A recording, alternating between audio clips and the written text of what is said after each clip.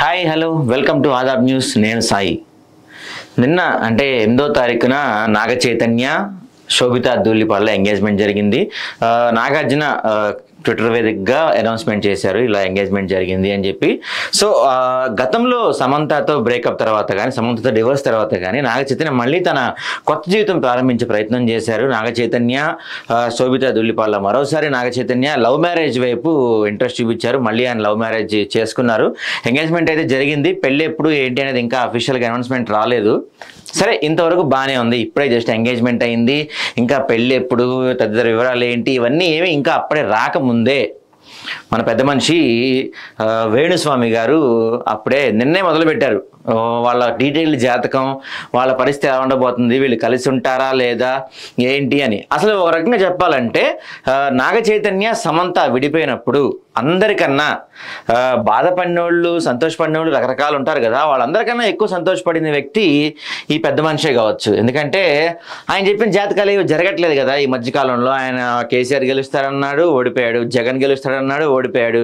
India match గెలుస్తుందని చెప్పాడు, ఓడిపోయింది కదా. కాబట్టి ఈయన చెప్పిన ఏవి జరగట్లేదు కాబట్టి ఒక జంట విడిపోతుంది అని పైగా గతంలోనే సమంతకి నాగ చైతన్యకి అంత బాగాలేదు, వీళ్ళిద్దరు విడిపోయే అవకాశాలు ఖచ్చితంగా ఉన్నాయని చెప్పి గతంలో ఈయన చెప్పిన జాతకం ఫలించింది. కాబట్టి వాళ్ళిద్దరి మధ్య డివోర్స్ జరిగినప్పుడు బాగా సంతోషపడిన వాళ్ళల్లో, బాగా ఆనందపడిన వ్యక్తుల్లో ఈయన ఖచ్చితంగా ఒకడై ఉంటాడు. సరే, ఇప్పుడు అదంతా గతం. డివోర్స్ అయిపోయింది, కొంతకాలం గడిచింది. ఎవరి లైఫ్లో వాళ్ళు ఉన్నారు, ఎవరి లైఫ్లో వాళ్ళు ఎవరి జీవితాలు వాళ్ళు కొత్తగా స్టార్ట్ చేశారు. సమంత లైఫ్ తను చూసుకుంటుంది, నాగ చైతన్య మళ్ళీ ఇంకో కొత్త జీవితం స్టార్ట్ చేశారు. అంతవరకు బాగానే ఉంది. అరే, ఎంగేజ్మెంట్ అయ్యి ఇంకా 24 hours కాలేదు, ఇంకా వాళ్ళు శుభమా అంటూ ఒక కొత్త జంట, ఒక కొత్త జీవితం ప్రారంభించబోతున్నారు ఎన్నో ఆశలతో. గతంలో ఒక చేదు అనుభవం ఎదురైంది కాబట్టి ఈసారి అలా జరగకూడదని చెప్పి రకరకాల జాగ్రత్తలు తీసుకొని ఉండొచ్చు. లేకపోతే ఆయనకి ఎక్కడ దగ్గర అయ్యారో ఎక్కడ, ఇవన్నీ పక్కన పెడితే ఒక జంట కొత్తగా జీవితం ప్రారంభించబోతున్నారు. శుభమా అని చెప్పి కొత్తగా జంట మళ్ళీ ఒక జంట జీవితాన్ని స్టార్ట్ చేయబోతుంటే ఈ పెద్ద మనిషి వచ్చేసి మళ్ళీ వాళ్ళ జాతకాలు చెప్పేస్తానని చెప్పి ఒక 10 నిమిషాల వీడియో అయితే పెట్టాడు. ఈ వీడియోలో స్టార్టింగ్లో మీకు చూపించే ప్రయత్నం చేస్తాగండి. మరియు నాగ చైతన్య ఇద్దరికి సంబంధించినటువంటి నిశ్చితార్థ మహోత్సవం అంటే ఎంగేజ్మెంట్ అనేటువంటిది నాగార్జున గారు అఫీషియల్ గా ఈ రోజు 8/8/2024 తేదీ నాడు ఉదయం 9:42 జరిగింది అని ప్రకటన చేసినారు. సో చూస్తే మీరు ఇదిగో చక్కగా నాగ చైతన్య ఇది సమంత జాతక చక్రం అంటే ఇది శోభితాదంట. పెళ్లి ముహూర్తం గురించి కూడా నేను జాతకం చక్రం వేశారు. చైతన్య ఆశ్లేష నక్షత్రం, సమంతది, శోభితది, వీళ్ళ నక్షత్రం రాశారు. మొత్తం ఒక పెద్ద చార్ట్ అయితే ఈయన ఇక్కడ తయారు చేసి వాళ్ళ గురించి చెప్పే ప్రయత్నం అయితే చేశాడు. సరే, వీళ్ళిద్దరి గురించి చెప్పే ప్రయత్నంలో జీవితానికి సంబంధించి ఎలా ఉండబోతా ఉంది అని చెప్పే ముందు ఒక వీడియో ప్లే చేస్తాను. ఈయన గత ఫ్లాష్ బ్యాక్ ఏదో ఒకటి చెప్పుకునే ప్రయత్నం చేస్తున్నాడు. ప్రస్తుతం సరే, ఇంతవరకు బాగానే ఉంది. ఈ వీడియో మొత్తం చూశారు కదా. సో ఈ వీడియోలో ఫైనల్గా చివరికి ఏం చెప్పొచ్చేది ఏంటంటే 2027 వరకు డోకా లేదంట. ఇది 2024 అంటే ఇంకో 3 years. ఇంకో 3 years జోకా లేదంట. ఈ 3 years తర్వాత మాత్రం ఖచ్చితంగా మళ్ళీ గొడవలు వస్తాయంట. వీళ్ళ ఎంగేజ్మెంట్ జరిగిన ముహూర్తం 8వ తారీఖు 8వ నెల 2024 కలిపితే మళ్ళీ 8 వస్తాయి కాబట్టి 8/8/8 అనేది న్యూమరాలజీ ప్రకారం చూసుకున్నారు తప్పించి జ్యోతిష శాస్త్రం ప్రకారం దీనికి ఎటువంటి సరైన ముహూర్తం కాదు. ఇది ఒక బ్యాడ్ టైం అని చెప్పి చెప్తున్నారు. అంతేకాకుండా సమంతతో పోలిస్తే శోభిత పర్సనల్ కెరియర్ కూడా చాలా వీక్గా ఉందని చెప్తున్నారు. చైతన్య సమంత పెళ్లికి జాతకరీత్యా 50 మార్కులు వేస్తే చైతన్య శోభితకి ఈయన 10 మార్కులే వేస్తాడట. ఒక స్త్రీ కారణంగా మళ్ళీ వీళ్ళిద్దరి మధ్య సంసారానికి ఒడిదుడుకులు తప్పవు. తర్వాత శని దృష్టి, ఇద్దరి రాసులు, కళత్ర స్థానం, పుట్టిన తిథులు గట్రా ఇక్కడ చెప్పడం లేదు. తనే సుదీర్ఘంగా మొత్తం వీడియోలో వివరించాడు అసలు ఏంటి, వాళ్ళు ఎప్పుడు పుట్టాడు, ఎప్పుడు ఏంటి అని. అయితే లాస్ట్లో మళ్ళీ నేను ఇంకో మాట అన్నాడండు. అదేంటంటే, నా జాతకం ఫెయిల్ కావాలని కోరుకుంటున్నా, వాళ్ళు బాగుండాలని, పెళ్ళికి ముందు రిలీఫ్ మెథడ్స్ ఫాలో కావాలని కోరుకుంటున్నా అని ఒక లాస్ట్లో ట్యాగ్ లైన్ వేశాడు. కానీ ఒకసారి వాళ్ళకి అలా జరగాలని రాసి ఉంటే, రాసింది జరగటం నిజమైతే ఉపశమనం పూజలు ఫలించవు అంటారు. ఏమో మరి వేణుస్వామి ఏమంటాడు? ఈ జాతకం చక్రం మొత్తం చెప్పి వాళ్ళ ఇద్దరి జాతకాలు చూపించాడు, పర్సనల్ లైఫ్లు చూపించాడు. అయితే ఈ జాతకం మొత్తం మనం చూసిన తర్వాత దీంట్లో ఈయన వీళ్ళ తిథులు తీసుకున్నాడు, వీళ్ళ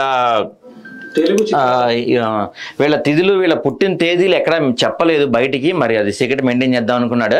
సరే, ఏం చెప్పిన దాని ప్రకారం మనం కొంతమంది జాతకం చెప్పే వాళ్ళతోటి కానీ లేకపోతే సిద్ధాంతులతో కానీ కొంతమందితో మనం మాట్లాడే ప్రయత్నం చేసాం.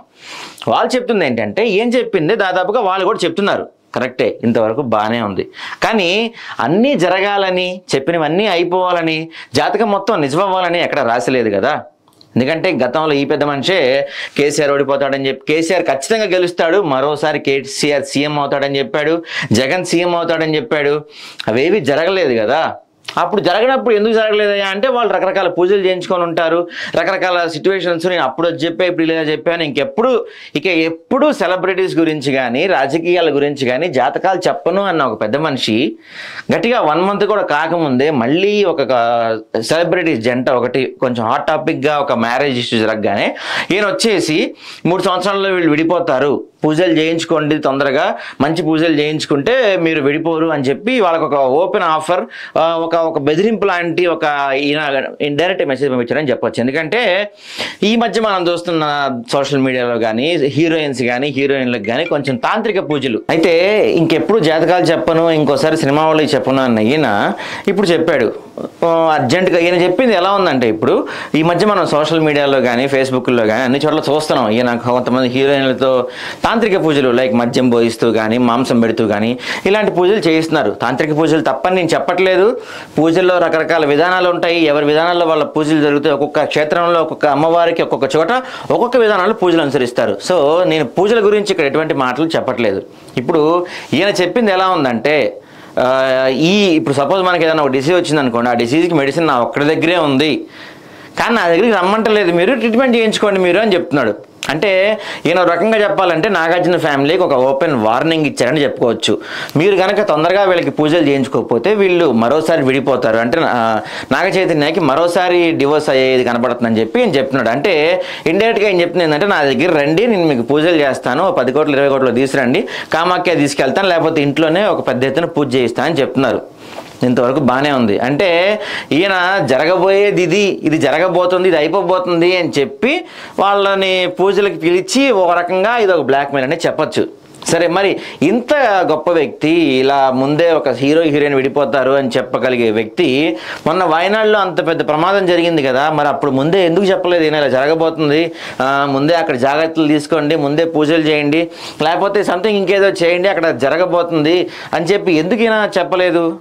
దాదాపు వయనాడులో మనం చూస్తే కనుక 200-300 మంది దాకా చనిపోయారు, చాలామంది లక్షల్లో నిరాశ్రయులయ్యారు అక్కడ. మరి అలాంటి విషయాల్లో కూడా కొంచెం ఈయన ముందే చెప్తే బాగుంటుంది కదా.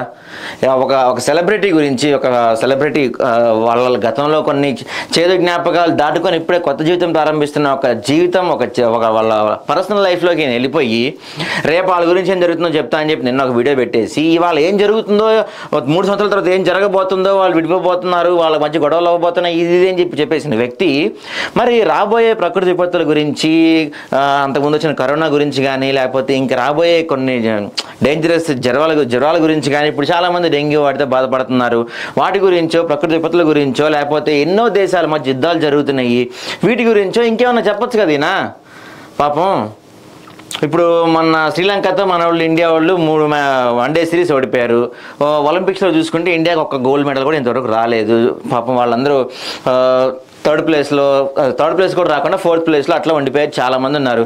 మరి వాళ్ళందరికీ కూడా ఏమైనా రెమెడీస్ చెప్పొచ్చు కదా, దేశానికి ఉపయోగపడుతుంది కదా. ఖచ్చితంగా వాళ్ళకి ఏమైనా పూజలు చేపిస్తే దేశానికి ఉపయోగపడుతుంది కదా. ఆట మీద ఉండదు. ఒక సెలబ్రిటీల గురించి ఏమైనా మాట్లాడితే వైరల్ అవుతారు, ఈయన గురించి అందరూ మాట్లాడుకుంటారు, అందరూ ఈయన గురించి గొప్పగా చెప్పుకుంటారు. ఇది ఈయనకు కావాల్సింది. ఆ గొప్పగా చెప్పుకుంటారు.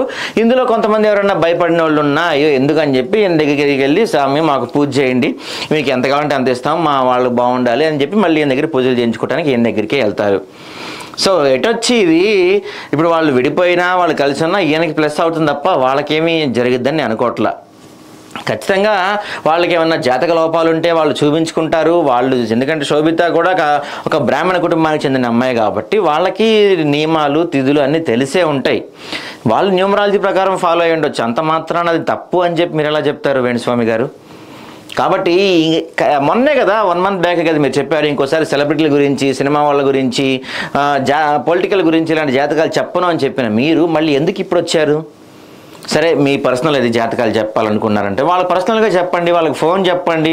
ఇప్పుడు మీరు తలుచుకుంటే మీరే చెప్తారు కదా సినిమా సెలబ్రిటీ జాతకాలు చెప్పేవాడిని అని. మీరు తలుచుకుంటే నాగార్జుననో లేకపోతే నాగ చైతన్యనో మీరు రీచ్ కావడం పెద్ద విషయం కాదు కదా.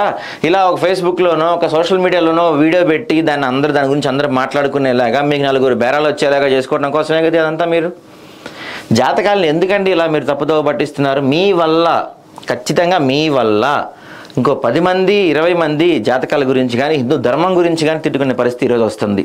మీలాంటి వాళ్ళ వల్లే హిందూ ధర్మం పాడైపోతుందని చెప్పొచ్చు ఖచ్చితంగా.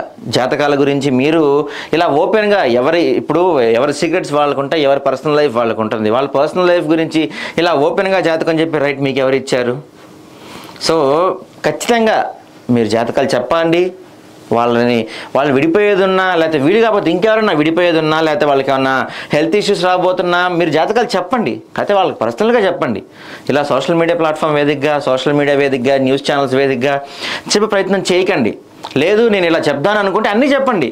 జరగబోయే ప్రకృతి విపత్తుల గురించి కానీ లేకపోతే ఇండియా ఏమన్నా గోల్డ్ మెడల్స్ లేకపోతే ఇండియాకి ఏమైనా మెడల్స్ వచ్చేవి లేకపోతే ఏమైనా దేశాలకు యుద్ధాలు ఆపేవి ఇట్లాంటివి ఉంటే చెప్పండి ఓపెన్గా.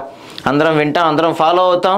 మీ వల్ల 10 మంది బాగుపడతారు, 10 మంది బతుకుతారు. అంతేగాని ఎవరో సెలబ్రిటీస్ గురించి ఇలా సోషల్ మీడియా వేదికగా చెప్పి హిందూ ధర్మాన్ని జాతకాలని కించపరిచే ప్రయత్నం మాత్రం చేయకండి దయచేసి వేణుస్వామి గారు. సో ఇప్పటికైనా మీరు ఏమన్నా ఉంటే అంటే ఒక డైలాగ్ మనం చిరంజీవి గారు ఒక డైలాగ్ చెప్పారు, చెడు చెవిలో చెప్పుకుందాం మంచి అందరికీ చెప్పుకుందాం అని. సో ఆ విధంగా చెడు అంటే ఇప్పుడు వీళ్ళు విడిపోతారని మీరు చెప్పారు కదా, అదేదో కలిసి ఉంటారు బాగుంటారని మీరు మీడియా ముఖంగా చెప్పుంటే బాగుండేది. ఇంకా నుంచి అయినా మీరు ఖచ్చితంగా చెడు చెవిలో చెప్పండి, మంచి అందరికీ చెప్పండి. ఏమన్నా ఇట్లాంటివి ఉంటే వేరే వాళ్ళ జీవితాలు వేరే వాళ్ళ పర్సనల్ లైఫ్లోకి దూరిపోయి దాన్ని తీసుకొచ్చి బయట సోషల్ మీడియా వేదికగా పెట్టకుండా జనాలకి పనికొచ్చేవి ప్రజలకు పనికొచ్చేవి ఏమని చెప్తారని ఆశిస్తున్నాం.